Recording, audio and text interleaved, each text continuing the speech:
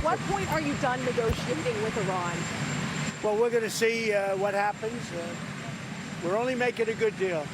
We have their military's gone, it's wiped out, and we're only going to make a good deal, and we'll see what happens. But I believe that one way or the other, it's going to be very good for the American people, and I think actually very good for the Iranian people. My concern, Mr. Secretary, is that you've achieved a series of tactical successes, but are on the verge of a strategic loss, because we are now negotiating. I just think it's so foolish. Here we are in a committee in the United States Senate, 74 days in, and you're talking about strategic loss.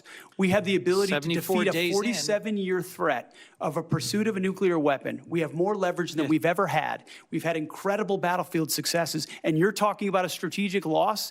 I share your goal of preventing Iran from ever having a usable nuclear weapon.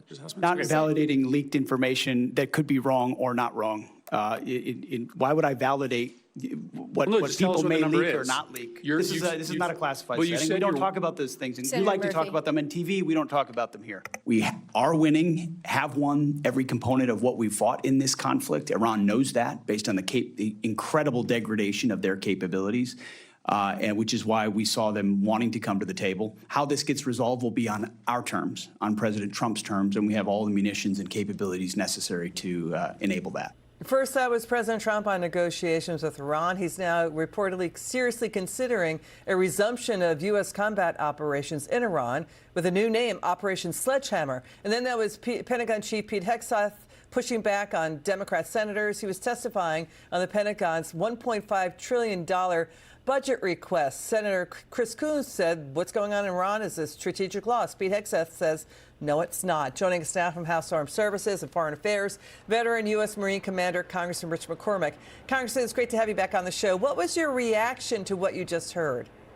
I couldn't agree more with the Secretary that this is a strategic win. If you think about nullifying a nuclear threat to the entire world, not just that region, the entire world, that was first and foremost. We've had 5 presidents say that if they obtained nuclear-grade enriched uranium, that they would do something about it, include bombing, and including a presidential candidate, Hillary Clinton.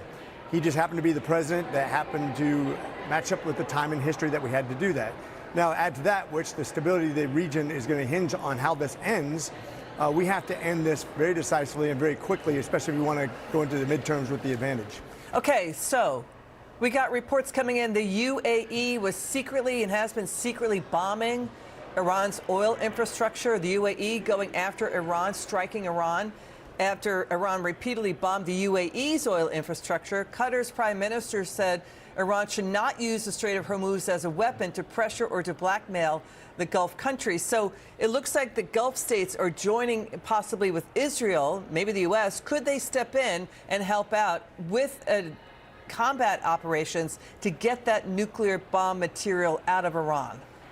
I greatly encourage this. As a matter of fact, if I had any opportunity to meet with those nations and encourage them to do the right thing, as they continue to join the Abraham Accords, when they continue to join with us militarily to bring peace, lasting peace to this region, to get rid of a terroristic sponsoring regime, the Tehran regime, we would have so much more profit.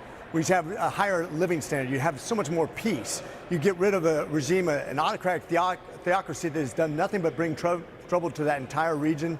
Let's go. We don't need to be secret about this. Do the right thing and join us. So you're saying don't go wobbly, media. Don't go wobbly, Democrats. Stay the course right now.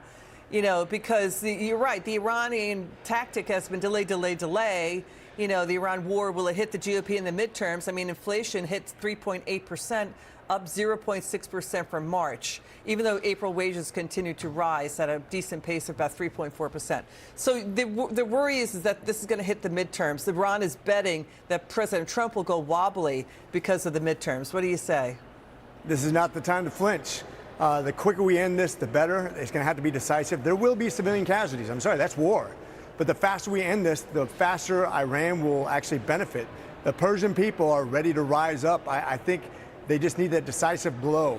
We need to change the regime. I don't care what anybody else believes. I believe this regime cannot be justified. It will never be peaceful. It will always cause us harm and discord in that region and worldwide.